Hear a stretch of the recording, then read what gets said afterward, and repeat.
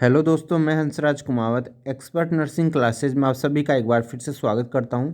जैसा कि दोस्तों मैंने आपसे वादा किया था कि जैसे ही डॉक्यूमेंट्स वेरिफिकेशन के रिगार्डिंग कोई भी ऑफिशियल अपडेट आएगी, ये कौन कौन से डॉक्यूमेंट्स अपलोड करने हैं, जैसे कोई अपडेट मिलेगी मैं आपको इन्फॉर्मेशन दूंगा और मैं आपको यहाँ पर आज इन्फॉर्मेशन देने जा रहा हूँ। बात करें अपन राजस्थान CHO के बारे में, तो राजस्थान CHO का जो डॉक्यूमेंट वेरिफिकेशन है आपका 27 तारीख से जो है आपको लिंक प्रोवाइड की जाएगी। 27 तारीख को जो लिंक प्रोवाइड की जाएगी उसके माध्यम से आपको जो है ऑनलाइन डॉक्यूमेंट अपलोड करने हैं। उसके बाद में 30 जनवरी से जो है आपको ऑफलाइन जा करके आपके डॉक्यूमेंट्स को वेरीफाई करना है। तो पूरी डिटेल्स इस वीडियो के अंदर बात करेंगे और अपन ये भी बात करने वाले हैं कि जिनके डॉक्यूमेंट्स जैसे कोई डॉक्यूमेंट्स कम है तो उनका इसमें क्या होगा, वो भी पूरी डिटेल से बात करेंगे। तो बने रहिए हमारे चैनल के साथ, और यदि आपने अभी भी चैनल को सब्सक्राइब नहीं किया हो तो चैनल को सब्सक्राइब ज़रूर कर लेना, ताकि जब भी डॉक्यूमेंट वेरिफिकेशन के बाद में फाइनल लिस्ट आएगी तो उसकी अपडेट आपको हमारे चैनल के माध्यम से सबसे पहले मिले। इसलिए आपको क्या करना है, रेड कलर में जो सब्सक्राइब का बटन दिखाई दे रहा है उसको सब्सक्राइब करना है। सब्सक्राइब करने के बाद में बेल आइकन को ऑल पर प्रेस करना है। चलिए बात करते हैं यहाँ पे इंपॉर्टेंट। यहाँ पे देख सकते हैं, इसके अंदर मैं बता देना चाहता हूँ फ्रेंड्स, इस नोटिफिकेशन के अंदर जो ऑफिशियल जो डॉक्यूमेंट्स कौन कौन से आपको अपलोड करने हैं वो जानकारी मैं यहाँ पे इसको बताने वाला हूँ। इसके अंदर यहाँ पे देख सकते हैं, संविदा CHO भर्ती 2020 हेतु दस्तावेज तमिल तो आवश्यक दिशा निर्देश दिए गए हैं।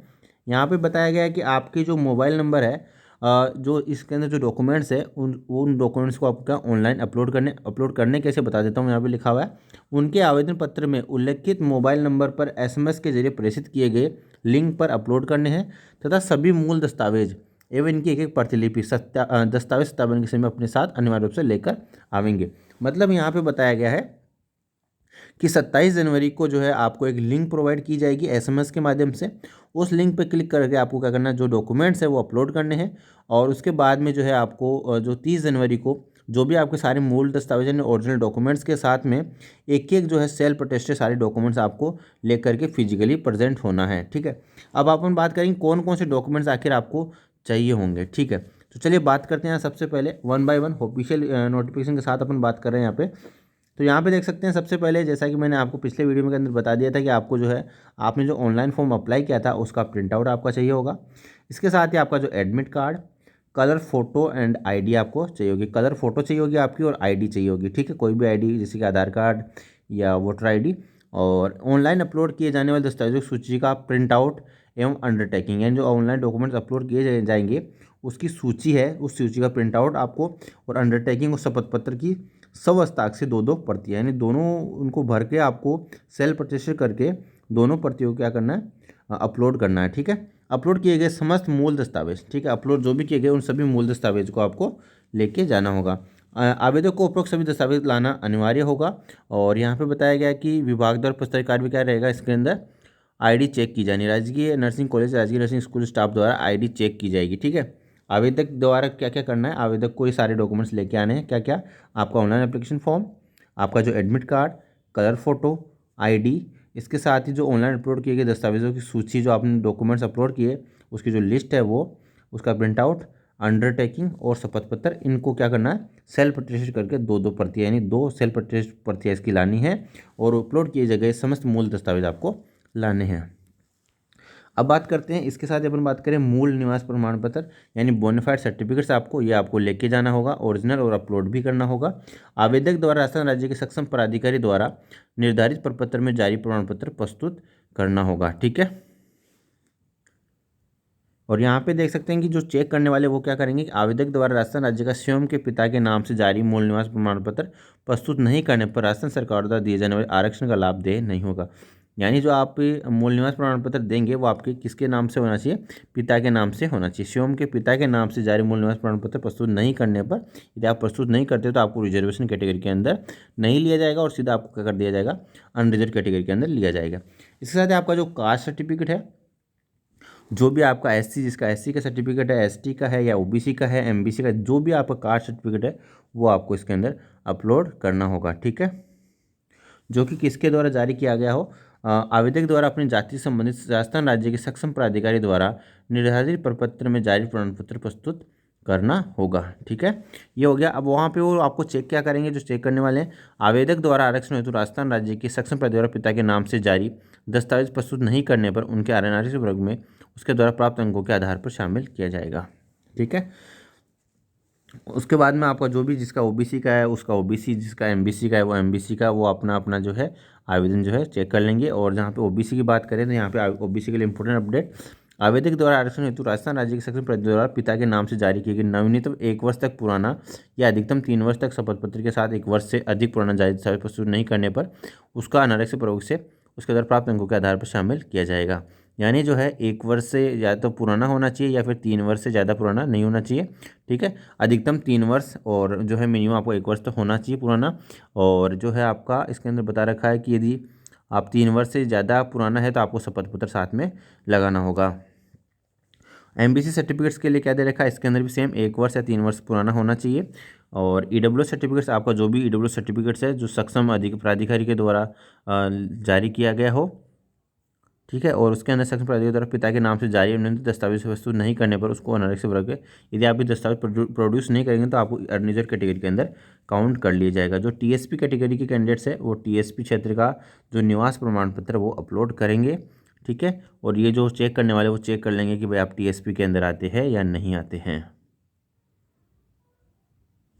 ठीक है, उसके बाद में अपन बात कर रहे हैं शहरी या कास्ट सर्टिफिकेट कार्मिक विभाग यानी जो शहरी है जिनका कास्ट सर्टिफिकेट लगता है वो शहरी अपना लगाएंगे और जिनका नहीं लगता है वो नहीं लगाएंगे। आवेदक द्वारा अपने आरक्षण हेतु राजस्थान राज्य के सक्षम प्राधिकारी द्वारा पिता के नाम से, यानी जो है फ्रेंड्स इसके अंदर शहरी कास्ट सर्टिफिकेट्स है जो शहरी कैटेगरी से आते हैं, कास्ट से आते हैं, उन लोगों को इसके अंदर लगाना है। ठीक है, और जिनको नहीं आते उनको नहीं लगाना है।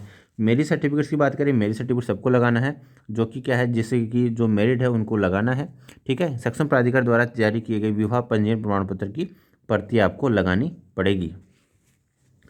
जो विडो है यानी जो डाइवोर्स है या फिर विडो है या डेथ हो गई है उनको क्या करना पड़ेगा, उसका प्रमाण पत्र लगाना होगा। ठीक है, जो कि किसके द्वारा, सक्षम प्राधिकारी द्वारा जारी किया गया होना चाहिए, सक्षम न्यायालय द्वारा जारी डिग्री की प्रति। ठीक है, ये सब आपको इसमें लगाना होगा।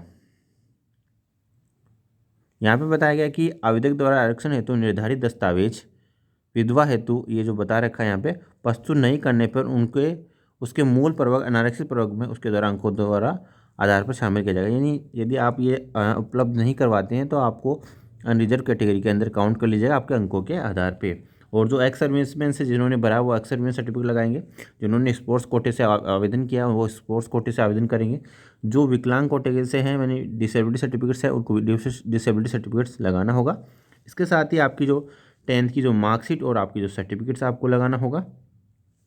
इसके साथ ही आपको जिन्होंने जीएनएम कर रखी है उनको जीएनएम का सर्टिफिकेट्स, और जिन्होंने बीएससी नर्सिंग कर रखी है उनको बीएससी नर्सिंग का सर्टिफिकेट, जिन्होंने बीएमएस कर रखा है उनको बीएमएस का सर्टिफिकेट्स अपलोड करना होगा। आवेदक द्वारा उक्त वांछित दस्तावेज प्रस्तुत नहीं करने पर आवेदक की पात्रता निरस्त की जाएगी। यदि आप जो है सर्टिफिकेट जमा नहीं करवाते हैं तो उस कंडीशन में आपकी जो पात्रता है यानी आपका जो कैंडिडेचर है वो कैंसिल हो जाएगा। ठीक है, और अब अपन बात करें इसके साथ ही जैसे कि किसी ने बीएससी कम्युनिटी हेल्थ जो ऐसे किसी ने सीसीएसएन सर्टिफिकेट कर रखा है तो वो सीसीएस सर्टिफिकेट भी अपलोड करेंगे। तो जिनको जो सीसीएस सर्टिफिकेट जिनके पास होगा उनको डायरेक्टली क्या कर दिया जाएगा, सीएचओ की पोस्ट पे पोस्टेड कर दिया जाएगा। यहाँ पे देख सकते हैं बीएससी इन कम्युनिटी हेल्थ और BSc nursing with integrated course in community health और बीपी सेशन फ्रॉम इग्नू। यदि किसी ने बीपी सेशन कर रखा है तो उनको डायरेक्टली पोस्टेड किया जाएगा, उसको उनको सर्टिफिकेट्स को क्या करना होगा, अपलोड करना होगा। ठीक है, अब अपन बात करें यहाँ पे वैलिड रजिस्ट्रेशन फ्रॉम आरएनसी और आरबीएम, यानी आपको जो है रजिस्ट्रेशन सर्टिफिकेट जो वैलिड रजिस्ट्रेशन सर्टिफिकेट्स है वो आपको अपलोड करना होगा। यहाँ पे जो है अब यहाँ पे बता रखा है कि जो डॉक्यूमेंट्स वेरिफिकेशन के समय आरएनसी या आरबीएम द्वारा रजिस्ट्रेशन प्रमाण पत्र आवेदन की अंतिम तिथि दिनांक 26/9/2020 तक या उससे पूर्व की तिथि का प्रस्तुत किया जाना आवश्यक है। यानी आपका जो रजिस्ट्रेशन सर्टिफिकेट्स है ये 26 सितंबर से पहले का होना चाहिए, उसके बाद का नहीं। परंतु यदि रजिस्ट्रेशन प्रमाण पत्र उक्त तिथि के बाद की दिनांक को जारी हुआ है तो रजिस्ट्रेशन प्रमाण पत्र के साथ 26/9/2020 तक या उससे पूर्व की आरएनसी आरबीएम आवेदन प्रस्तुत करने की रसीद प्रस्तुत करना आवश्यक है। यदि इसमें बता रखा है कि यदि आरएनसी और यदि आप उससे पहले का है, मतलब यहाँ पे बताया, देखिए आप वापस पढ़िएंगे अपन, यदि रजिस्ट्रेशन प्रमाण पत्र उक्त तिथि के बाद की दिनांक का जारी हुआ है, यानी जो रजिस्ट्रेशन सर्टिफिकेट्स है या प्रमाण पत्र है आपका वो 26/9/2020 की बाद की डेट का है, तो आपको क्या करना होगा कि आपने जो आवेदन किया था उसके साथ जो रसीद दी गई थी आपकी उस रसीद को प्रस्तुत करना होगा। तथापि माननीय राजस्थान उच्च न्यायालय जोधपुर बेंच में याचिका संख्या मंजू देवी अन्य बनाम परिणीत करने के परिप्रेक्ष्य में एक मिनट रुकिएगा। RNC RBM आवेदन पत्र प्रस्तुत करने की दिनांक संविदा CHO 2020 की दिनांक 10/11/2020 को आयोजित परीक्षा की दिनांक तक का मान्य होगा। इस रसीद के आधार पर डॉक्यूमेंट वेरिफिकेशन की दिनांक तक RNC का पंजीयन प्रमाण पत्र प्रस्तुत करना अनिवार्य होगा। यहाँ पे बता रखा है कि आयोजित परीक्षा की दिनांक तक का मान्य होगा और इस रसीद के आधार पर डॉक्यूमेंट वेरिफिकेशन की दिनांक तक जो रसीद है वो डॉक्यूमेंट वेरिफिकेशन की दिनांक तक जो है RNC का जो रजिस्ट्रेशन सर्टिफिकेट है वो प्रस्तुत करना यहाँ पे अनिवार्य बताया गया है। ठीक है, मतलब आपको जो है जिन्होंने 26 सितंबर 2020 से पहले का आपका रजिस्ट्रेशन सर्टिफिकेट्स होना चाहिए। इसके साथ ही जिन्होंने मान लीजिए कि जिनका रजिस्ट्रेशन सर्टिफिकेट बाद में आया है तो उनका जो सर्टिफिकेट्स है आपका वो 10/11/2020 तक जो है होना चाहिए उनके पास। डॉक्यूमेंट वेरिफिकेशन के समय उनको प्रस्तुत करना जो है अनिवार्य होगा, बिल्कुल अनिवार्य होगा। डॉक्यूमेंट्स वेरिफिकेशन के समय RNC RBM का रजिस्ट्रेशन प्रमाण पत्र आवेदन की अंतिम तिथि जो थी उसके अंदर प्रमाण तिथि के बाद की दिनांक की जारी हुआ हो तो रजिस्ट्रेशन प्रमाण पत्र के साथ तक या उससे पूर्व की आवेदन प्रस्तुत करने की रसीद प्रस्तुत करना आवश्यक होगा। तथापि माननीय राजस्थान उच्च न्यायालय जोधपुर बेंच में याचिका संख्या, ये जो याचिका किसी ने लगाई थी में आवेदन पत्र प्रस्तुत करने की दिनांक संविदा CHO 2020 की दिनांक 10/11/2020 को आयोजित परीक्षा की दिनांक तक का मान्य होगा। इस रसीद के आधार पर डॉक्यूमेंट वेरिफिकेशन की दिनांक तक RNC का जो पंजीयन प्रमाण पत्र है वो प्रस्तुत करना अनिवार्य होगा। मतलब जो है कुल मिला के अपन बात करें तो आपका जो रजिस्ट्रेशन सर्टिफिकेट्स है वो 26/9/2020 से पहले का जारी किया हुआ होना चाहिए और जिन्होंने जो है आवेदन किया तो कम से कम 10/11/2020 तक का जो है आपके पास रजिस्ट्रेशन सर्टिफिकेट होना चाहिए। तो ये बात कर ली अपन ने कि ये क्या क्या डॉक्यूमेंट्स आपको ऑनलाइन अपलोड करना है। अब अपन बात करें कि डॉक्यूमेंट वेरिफिकेशन की प्रोसेस क्या रहेगी। यहाँ पे देख सकते हैं आप, संविदा CHO भर्ती की दिनांक 16/1/2021 को जारी विचारित सूची में शामिल अभ्यर्थियों को 6 स्थानों पर 8 केंद्रों में दिनांक 30/1/2021 से दस्तावेज सत्यापन प्रारंभ किया जाएगा। यानी 30 जनवरी से आपका डॉक्यूमेंट्स वेरिफिकेशन किया जाएगा। और ये जो 6 जगह बताई थी अजमेर, जोधपुर, कोटा, उदयपुर, बीकानेर, जयपुर, यहाँ पे जो है आपका डॉक्यूमेंट्स वेरिफिकेशन होगा। इसका जो एड्रेस पे आपको पहुँच जाना है 30 जनवरी को, यानी 30 जनवरी से आपके डॉक्यूमेंट्स स्टार्ट हो जाएंगे। और आपको जो है लिंक है वो 27 जनवरी को उपलब्ध करवाने की बात कही गई है, तो 27 जनवरी को आपको लिंक मिल जाएगी। और यहाँ पे जो है फ्रेंड्स आपको जो है अभ्यर्थी द्वारा आवेदन पत्र में उल्लेखित दस्तावेज अंडरटेकिंग तथा शपथ पत्र लिंक के माध्यम से अपलोड कर सबमिट किया जाएगा। दस्तावेज अपलोड करने के पश्चात अभी अभ्यर्थी अपलोड दस्तावेजों की सूची सब हस्ताक्षरित 2 प्रतियां तथा अंडरटेकिंग व शपथ पत्र की 2 प्रतियां लेकर दस्तावेज प्रमाण पत्र के समय मूल दस्तावेज के साथ उपस्थित होकर प्रस्तुत करेंगे। यानी जो है आपको बता दूं कि आपको क्या करना है, जब आपके पास लिंक आएगी तो आपको डॉक्यूमेंट्स अपलोड कर देना है। जब आप डॉक्यूमेंट्स अपलोड कर देंगे उसके बाद में क्या करना है, जो अपलोडेड जो डॉक्यूमेंट्स है उसकी सूची है, जो लिस्ट लेके जानी है और उसको क्या करना है, सेल्फ अटेस्ट करना है। उसके साथ आपका अंडरटेकिंग और शपथ पत्र भी साथ में जो है उसकी फोटोकॉपी जो 2 प्रतियां हैं वो लेके आपको जानी होगी।